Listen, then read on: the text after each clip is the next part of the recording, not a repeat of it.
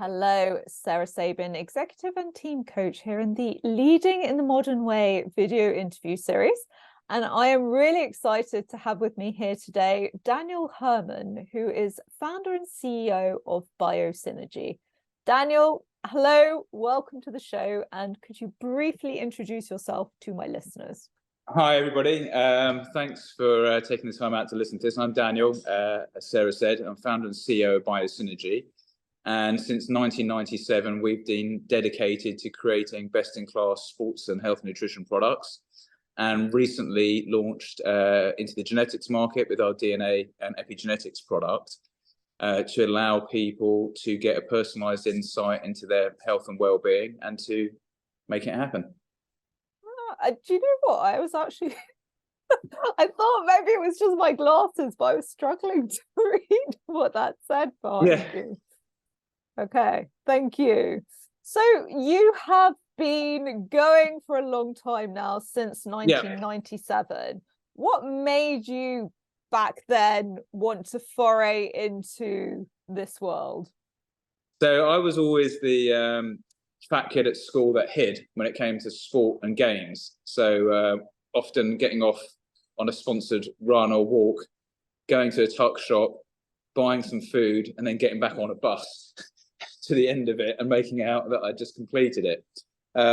Then I got to university by somehow and ended up living with some very tough northern guys who were very much into the gym. And they put a lot of pressure on me to kind of do something about my fitness. So I grew up in the Rocky generation. So I ended up going to a very spit and sawdust gym with them. And then I was making up my own protein shakes with kind of raw eggs and Horlicks and nuts and so on. And, this went on. And then as university drew to a close, a new TV program launched on television called Gladiators. And I got it into my head that I wanted to be on there as a contender. Mm-hmm. That didn't happen, but in the process, I ended up increasing my training, getting a bit more serious about my diet. And then somebody I knew who I was exercising with, he said I should stop making up my own shakes and buy ready-made protein powders. So I did this, and the brand that I bought from, I was looking through their product catalog, and there's some stuff that I'd never heard of, and the product didn't seem to be working for me. And I then happened to meet the owner at the time of that business. And I hope you don't mind me swearing, but basically I went up to speak to him at the gym, weirdly. And it was in between me doing a bench press set. He was doing a lat pull down. And I said to him, I've been using your product. It doesn't seem to be working. He went, fuck off, I'm doing a lat pull down. So a little switch in my head, fuck you, I'm starting a sports nutrition company. So I didn't end up taking my place at law school and decided to qualify as a nutritionist, a PT, and then an SAQ coach, and did a lot of research. So back in the 90s, this was pre-Google, if anybody can remember that. We were on dial-up. Ask Jeeves. Yeah. And I ended up going to a lot of libraries, calling a lot of universities, and identified a particular product that was really research-backed, and that was creatine. Mm-hmm. So decided to launch the first creatine product in a capsule and a 2-phase pack, and got it tested by some scientists and people that worked in the military, including improving performance. And then, as it so happened, there was a new magazine that launched called Men's Health, and I took an advert out in the back of that saying, be yourself, be your best, be Biosynergy, ring up and find out about Creatine Plus. And then we had a website, but it was on dial-up, so it was non-transactional. People used to have to ring up, and I have to take payment offline with the PDQ machine. So basically, people used to ring up, did that, and then I used to drive around with stock in my car, trying to sell it to health food shops and gyms and so on. And luckily, I ended up getting to Selfridges. And then one day, I got a phone call from a guy in Highbury saying, "Oh, I've heard about this creatine. Do you deliver?" And I was like, "Of course. We're in Highbury at the stadium." "What stadium?" I've never followed sport. And in the end, it turned out to be Arsenal Stadium. So I drove up there with 30 packs of Creatine Plus, and I came back with none. It was like my biggest sale ever. And then a couple of weeks later, on the back of a newspaper, which I don't think exists anymore, it says, Gunners pop growth pills pre-season with a picture of Ian Wright and our product, and then my phone exploded. And the kid that never knew anything about sport, what I then did for the next 2 years was drive from one sports club to the other. So by the early 2000s, we were supplying the whole of Premier Rugby, Super League, whole of county cricket, Ice Hockey Super League, British Basketball League, most of football and most of F1.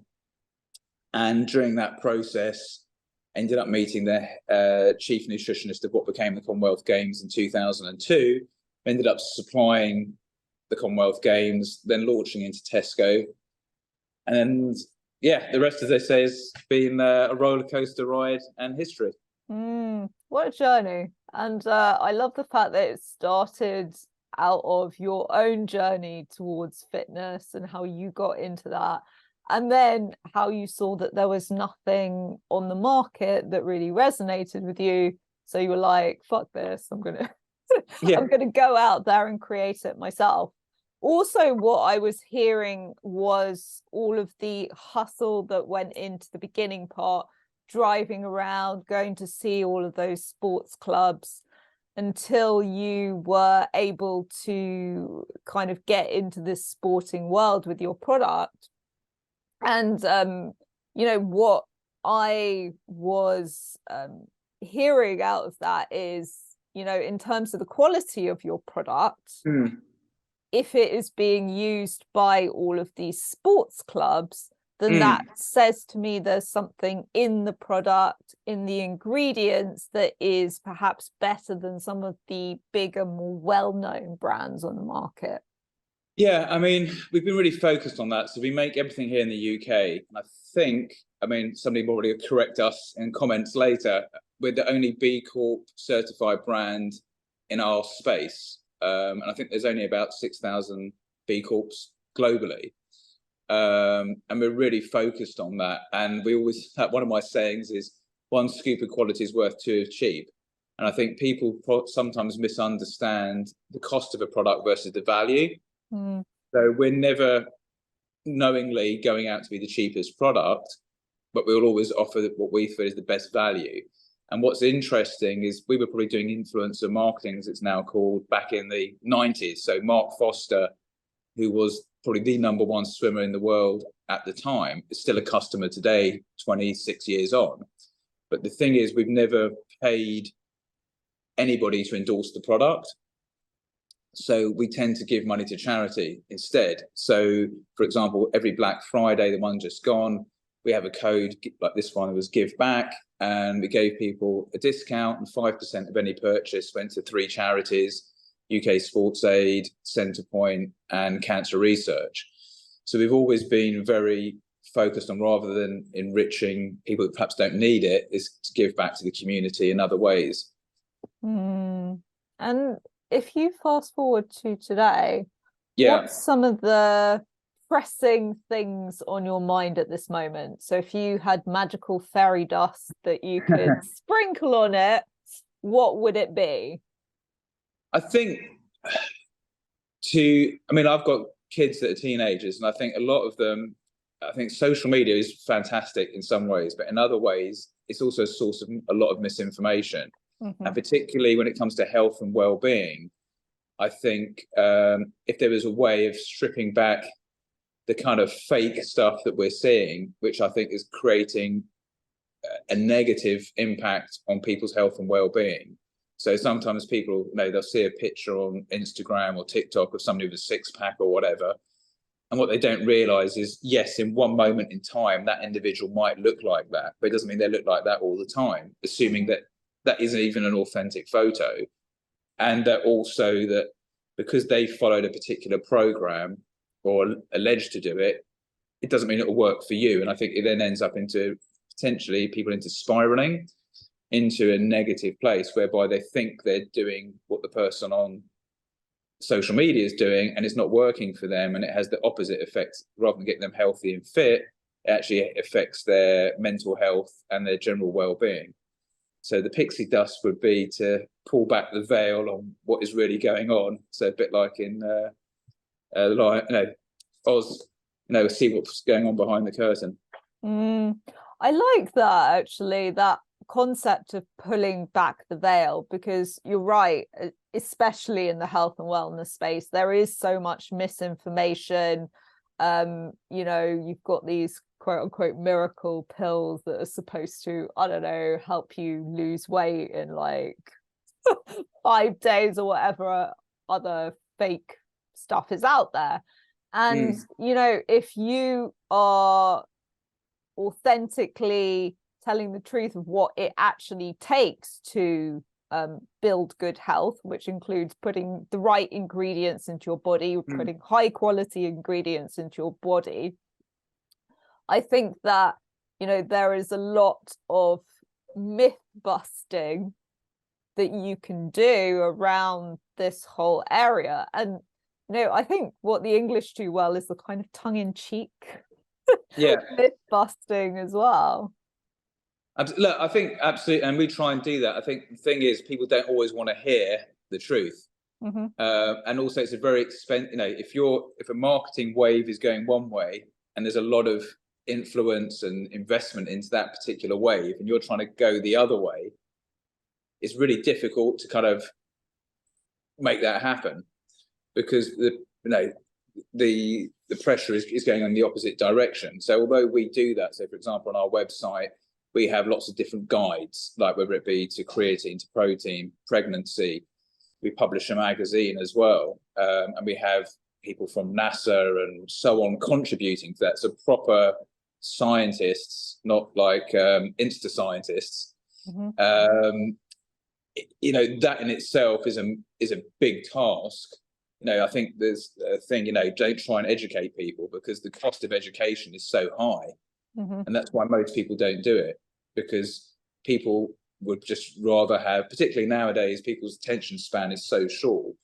You know, it's how quickly can you scroll through something? You've probably got 3 seconds to stop that finger and educate them. And unless you're doing it in a really kind of slick way, it's very difficult to do it. It comes down to, there are certain people that will never buy the product because they'll always go for the cheapest thing on the market. So 100%. It's really, you know, half of the battle is often getting clear on exactly who are the people that are going to be interested in this kind of product, which I think can change over time, probably.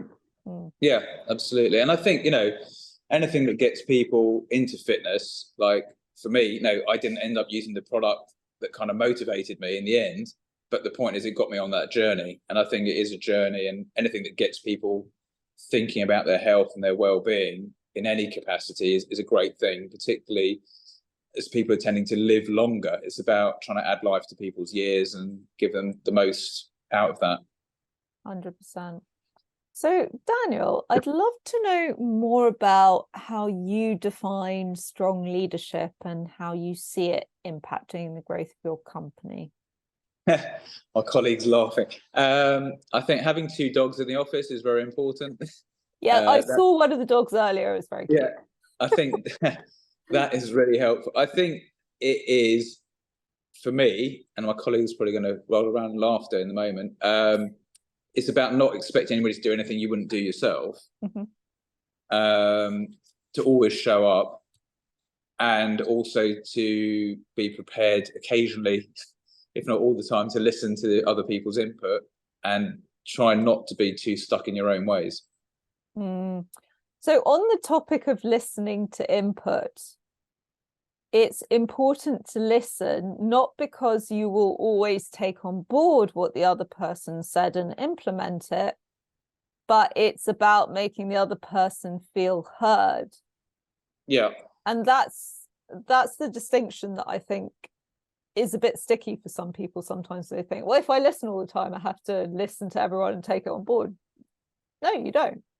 It's about, you know, opening up your view, as you said, so you don't get stuck in your ways. But if you end up going another way, at least you've listened to the other arguments that were on the table. And also to come back to what you said about modeling behaviors. don't ask people to do things that you're not prepared to do yourself. Yeah, I mean, the other thing that I've done quite recently, I've been on a few programs with the UK Space Agency to help with business. So the idea of networking, a bit more also talking to people outside of my industry. So particularly in the space industry, they're coming from a very different background. It's very engineering driven, very technical, very data driven. So I've been on 2 accelerator programs with them. And that has been very eye-opening because it's taken me out of my business. And I think that's the other problem, that particularly if you're running a small business, you often get so focused on what you're doing that you can't see outside of anything. Mm-hmm. And sometimes doing something which is completely opposite, so space, and nutrition aren't obvious relationship, although there is one. But by being on that accelerator, I felt that it took me to a different place. Also did one with the British Library. And again, it was meeting people that were probably 20, 30 years younger than me. And, again, I'm like, when I started, I was 21. I'm now like 50. So my mindset is probably a bit rigid. So by being with people who are a lot younger and at the beginning of their journey, it helps me kind of think a bit more differently as well. And you raise a point that comes up a lot amongst entrepreneurs. So essentially, when you're there doing your thing, you can't see the wood for the trees sometimes because you kind of get stuck in the detail. You start thinking, oh, the problems I'm facing, it's just me. Yeah. And it's all about me. So when you are surrounded by other people on a similar journey, then it opens up your eyes. And a lot of entrepreneurs join networks, masterminds, groups for that reason, to connect with peers, maybe to connect with people ahead of them on their journey. And also, as you said, there's a lot to be learned from people younger than you as well, because they 100%. Have grown up in a different environment than you grew up in, and they know more about what's going on nowadays. Yeah. And also, I think that they give you a perspective. So, when it comes to like branding, marketing, things like that, it's trying to understand what I think is cool may not necessarily be cool to a 20-year-old. So it's trying to understand that. And also, I think you've also got to be prepared to accept that there's always room for improvement. So again, one of the things that I like to think that we do is that we've just done it now. We've just done a big reformulation on our products, because some of them, they've been brilliant products for 20 years and we haven't changed them, because that old adage, if it isn't broken, don't fix it. But then my colleague actually put a lot of pressure on me, saying like, we really need to up the game here a bit more. And actually I listened to her and we've reformulated 3 products and relaunched them in new packaging. So I think, again, you've got to be prepared to make changes. Evolution is constant. Yeah. It's a bit like a website. It's never finished. Well, yes. I think websites are becoming more and more irrelevant nowadays, but that's another topic. So aside from these programs that you mentioned, how else have you invested in yourself as a leader, and what steps do you take to grow and evolve?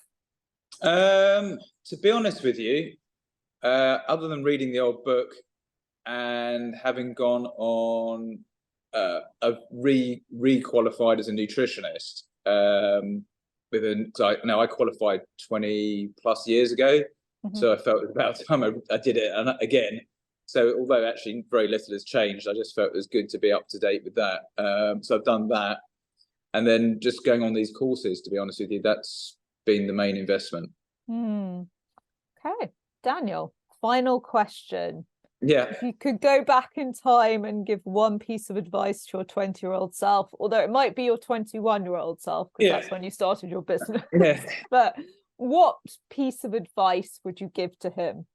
I think there's 3 things. One, know the difference between gross and net profit, which I didn't know for about 2 years, which is kind of crucial. 2, I think try not to do it alone. So I think where when I look at successful businesses that have scaled very quickly, I say there's often been 2 or 3 founding partners, which bring different skill sets. And I think also, so I say that, ideally, if you're going to start a business, try and do it with partners that've got skills that are going to add value to the business. And then I think the other one would be just be really, decide whether or not you are, particularly nowadays, the tendency is to look to raise investment. If you're going to do that at the beginning of the journey, not once you've started. Actually, 3 really good points there. Finances comes up a lot. It's extraordinary how many founders will bury their head in the sand about finances or not know basic financial metrics, like, for example, gross profit, net profit, which I assume you know now, Daniel. So just about, yeah. But keeping an close eye on the finances is so important. I've seen it make or break businesses, and the sooner you can learn about that, the better. Yeah. What's the second thing you said, Daniel? I think about the team. Have you like a team of founders? Yes. So essentially, or mentors. It could be that, if you don't want to be in business with 2 other people or 3 or whatever the case may be, is maybe to identify some mentors who can fill your knowledge gaps. So you're not just a salesperson, you've got somebody that understands marketing or finance or whatever. Yes.